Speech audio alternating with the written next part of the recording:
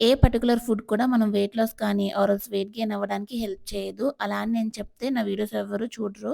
అదే ఇప్పుడు నేను చేసే రెసిపీ వెయిట్ లాస్‌కి బాగా హెల్ప్ అవుతుంది. ఖచ్చితంగా తింటే వెయిట్ లాస్ అయిపోతారని చెప్తే మాత్రం బాగా చూస్తారు. సో, అందుకే నేనిప్పుడు అదే చెప్దామనుకుంటున్నా.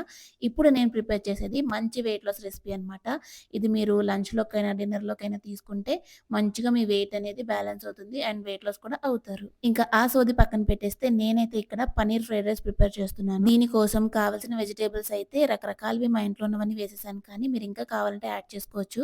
లైక్ కార్న్, కాలీఫ్లవర్ లేదంటే పొటాటో ఇవన్నీ కూడా వేసుకోవచ్చు.